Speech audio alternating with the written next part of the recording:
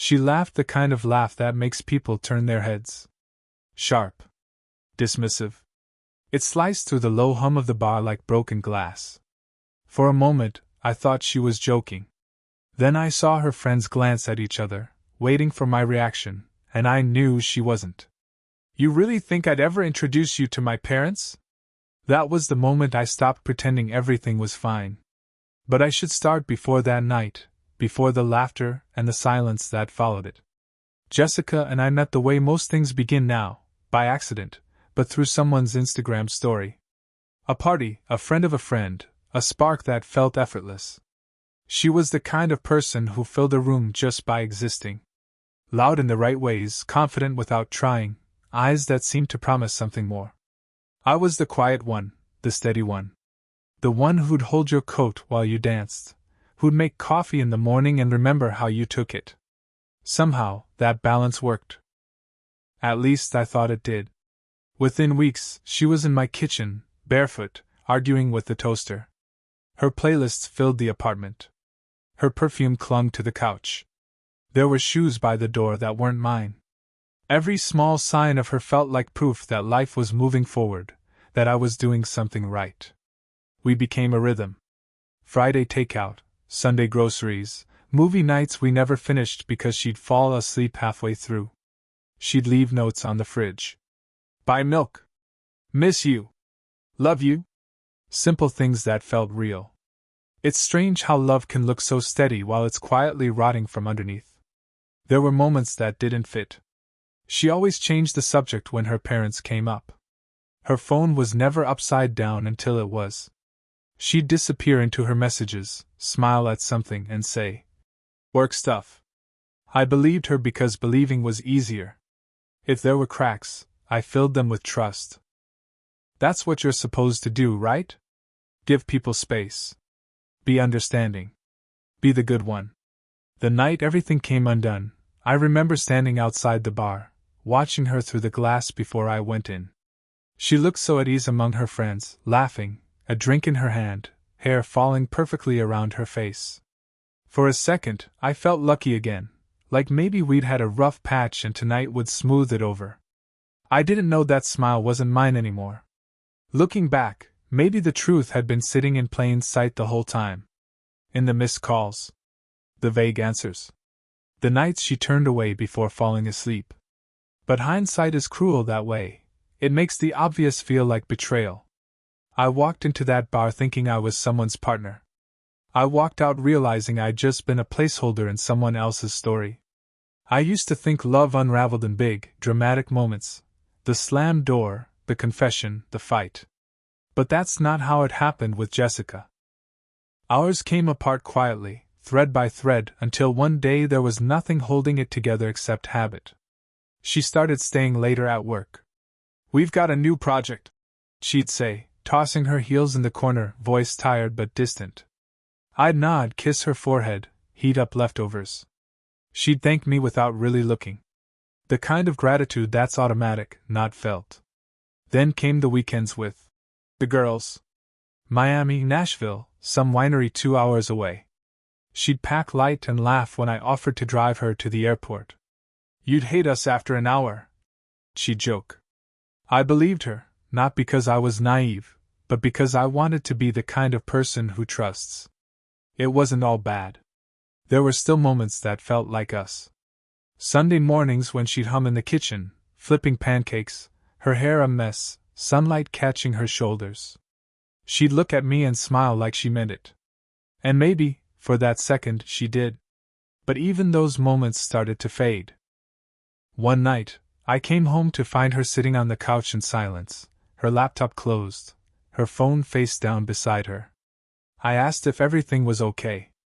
She said she was tired. That was it. Just tired. But I saw it, the flicker of guilt, the way her fingers fidgeted with the hem of her sweater. Something in me knew. Not the details, not yet. But I felt the shift. The weight of something she wasn't saying pressing between us. We still went through the motions. Birthdays, dinners, her favorite show playing in the background while she scrolled on her phone. Every night, I'd watch her from the corner of my eye, wondering who she was texting, what made her smile that way. I never asked? Maybe I didn't want to hear the answer. The night she invited me to the bar felt like a peace offering. "Come meet the girls again," she said like it was casual. Her tone was too bright, too easy, like she was trying to convince herself. I didn't hesitate. Maybe I just wanted to feel close to her again. I remember standing in front of the mirror before leaving, adjusting my shirt, practicing a smile that didn't look nervous. I wanted her to see the person she'd fallen for, the man who still believed in them. When I walked into that crowded bar, I didn't know I was stepping into the end. She was already surrounded by her friends, laughing, a martini in her hand. I caught her eye across the room. She waved, not with excitement, not even with affection, just acknowledgement, like I was an afterthought who happened to show up. Still, I went over. Sat beside her. Tried to fit into the space she'd already left behind. It's strange, looking back on that moment now, knowing it was the last time I saw her before everything collapsed. The air between us was already full of endings, I just didn't know how close they were. The bar smelled like citrus and sweat, the kind of place where laughter always felt a little too loud. Jessica was in her element, leaning back in her chair, surrounded by her friends, shining under the dim lights like she belonged to another world. I sat beside her, trying to catch up to the energy, nodding at stories I wasn't part of, smiling when it felt right. I remember thinking how easily she fit there, how naturally she moved in that space. I wanted to believe I fit there too. Then Melissa, the one with the bold lipstick and the habit of asking too much, turned to me. "So," she said, "when are you finally meeting Jess's parents? It's been what, 2 years?" It was a simple question. A normal one. But Jessica's reaction wasn't. She laughed. Not a nervous laugh. Not the kind that softens a moment. It was sharp and real, a sound that landed like a slap. "You really think I'd ever introduce him to my parents?" she said. Everything froze. The table fell quiet. Someone coughed. Someone else looked away. I stared at her, waiting for her to say she was joking. But she didn't. She just smiled, twirling her drink like she'd said something clever. The room blurred around me, voices fading into a low hum. I felt my pulse in my throat, the heat rising in my face, the kind of humiliation that burns long after the moment ends. For a second, I thought about laughing along, pretending it didn't matter. That's what she expected. But something inside me, some quiet, buried part that had been waiting, finally stood up. "Don't worry," I said, steady, almost calm. "You won't have to." The table went silent again. I set down a 20 for my drink and walked out before anyone could say another word. Outside, the cold hit like a shock. I didn't know where to go, so I just kept walking. The city lights stretched out around me, blurry, hollow. Every step felt like dragging a weight I couldn't see. I replayed her laugh over and over until it stopped sounding human. Back home, the apartment looked different. Empty in a way it hadn't been before. Her shoes by the door, her coffee mug in the sink, all reminders of a life that suddenly didn't feel like mine. I sat on the couch and stared at nothing. Waiting. She didn't text. Didn't call. The silence grew heavier by the hour. Then, close to midnight, my phone buzzed. Not her. Her best friend, Lauren. "Hey," the message read. "Can you call me? It's important." Something in my chest shifted. Lauren wasn't the type to stir drama. Her words carried weight. I stared at the screen for a full minute before pressing call. She answered on the first ring, voice trembling. "I'm so sorry about tonight," she said. "There's something you need to know." That was the moment everything turned. Not when Jessica laughed, not when I walked out, but right there, listening to Lauren's shaking voice, realizing the worst wasn't behind me. It was just beginning. Lauren's voice cracked on the other end of the line. I could hear the hesitation, the kind that comes before a truth that changes everything. "She's been seeing someone," she said finally. "For months." The words landed like a physical hit. For a moment, I couldn't speak. The room seemed to tilt, sound thinning until all I could hear was my own heartbeat. Who?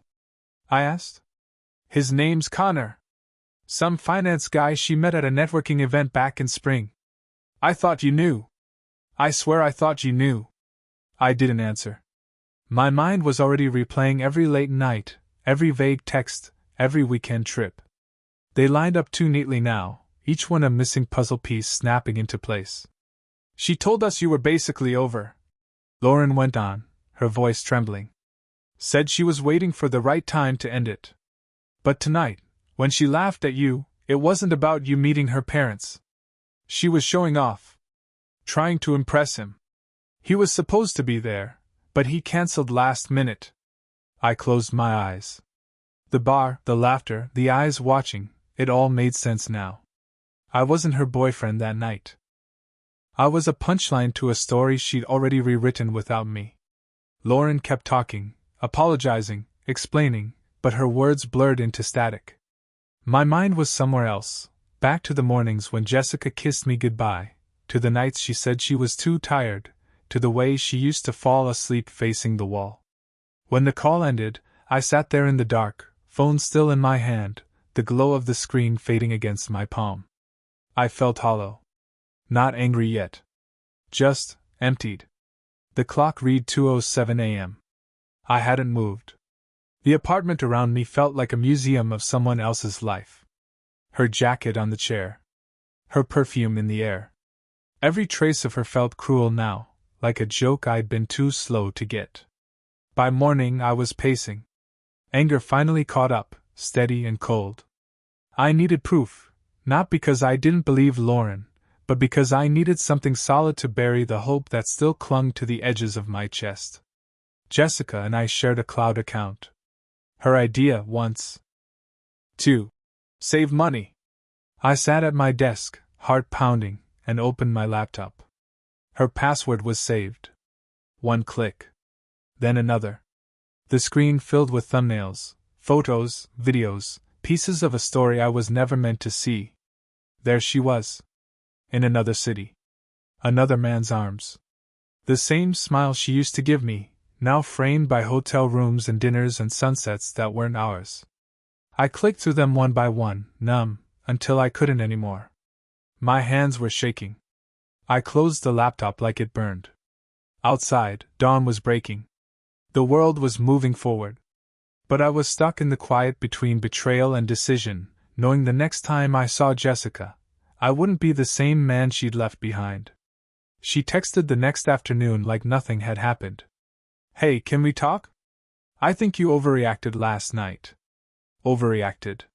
The word sat there, cold and clean, as if it could shrink everything, her laugh, the cheating, the months of lies, into a misunderstanding. I stared at it until the letters blurred. Then I typed back, tomorrow. Coffee at Brewed Awakening. 2 p.m. When she walked in the next day, sunlight hit her just right, and for half a second, she still looked like the woman I loved. The blue sundress I bought her. The perfume I used to breathe in against her neck. She smiled like we were fine. Like this was just a small argument we'd patch up over caffeine and apologies. Hey, she said softly, sitting across from me. I miss you. I didn't respond. Just watched her stir sugar into her coffee like she was stalling for time. I'm really sorry about the other night. She started. It was stupid. I was drunk, showing off. I didn't mean any of it. I nodded slowly. Tell me about Connor. Her hand froze mid-stir. The spoon clinked against the cup. What? You heard me. Her face strained. The silence stretched. She opened her mouth, closed it again. Who told you that? It doesn't matter, I said. Just tell me the truth. She exhaled hard, like she'd been holding her breath for days. It's not what you think, she said automatically. I almost laughed. Then what is it? Her eyes filled, tears trembling on the edge. It just happened, okay? We met at an event. He was easy to talk to. You were distant, and I didn't mean for it to go this far. I was confused.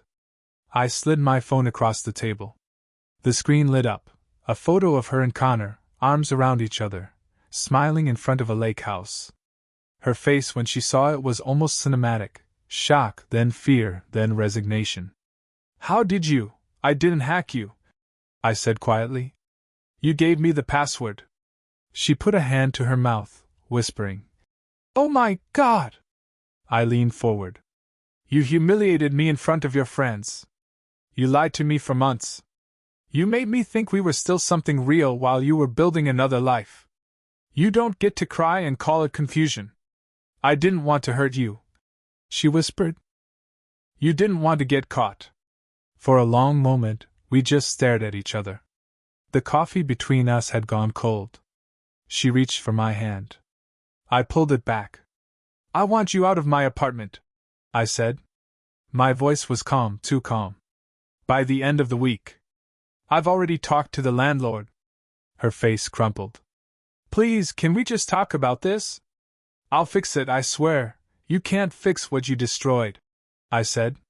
When I stood to leave, she grabbed my wrist, nails digging into my skin. "Please!" I looked at her one last time. "No, Jessica. Not this time." Then I walked out. The sound of her crying followed me to the door, but it never once made me turn around. It took weeks before the silence stopped feeling like punishment. The apartment was stripped bare of her clothes gone, her laughter erased, her scent fading from the fabric of the couch. What stayed were the ghosts, the memory of her keys hitting the table, the echo of her voice calling my name from the kitchen. I didn't replace anything for a long time. The empty space felt honest. For the first time in months, I could hear my own thoughts. They weren't kind, not at first. They circled guilt, anger, confusion. Every word she said replayed in fragments. "I didn't mean to hurt you." I was confused. I used to replay them like evidence, trying to find some version that would make it make sense. But love doesn't leave explanations, it leaves echoes. One night, I went down to the pier where we used to sit. The same wooden boards, the same restless waves. I used to come here with her to talk about the future, back when I still thought futures could be shared. That night, I came alone, a thermos of coffee beside me, the city lights trembling on the water. For a while, I just listened. The sea had its own kind of mercy. It didn't care who was right or wrong. It just kept moving. I opened my phone, scrolled through the messages I'd never deleted. There was one from her I'd never answered, sent days after the breakup. "You were the only person who ever really saw me." Maybe that was true. But sometimes, being seen isn't enough to save someone. I typed a reply. Then deleted it. Some things don't need closure, they need distance. As weeks turned into months, life began to grow around the quiet. I started running again. I bought new furniture. I learned the small art of making breakfast for one. It wasn't happiness, not yet, but it was something solid, something mine. One afternoon, I ran into Lauren at a bookstore. She looked surprised but smiled softly. "You seem better," she said. "I am," I told her. And it was mostly true. Before leaving, she hesitated. "For what it's worth," she said, "she's not with him anymore." "Guess that ended too." I nodded. "It always does when it's built on lies." Outside, the wind had that clean, late autumn chill. I stood there for a while, watching the lights shift across the street, people moving in and out of their own stories. That's when it hit me, the real ending wasn't about her leaving. It was about me finally walking out of the version of myself that kept waiting for her to come back. When I got home, I threw out the last of her things, a single photo stuck at the back of a drawer. I watched it curl in the trash, edges folding in like a memory giving up its shape. I poured myself a glass of water, sat by the window, and watched the city breathe. Somewhere inside, the ache had turned quiet. Not gone, just softer. And for the first time, I didn't miss her. I missed who I was before I met her.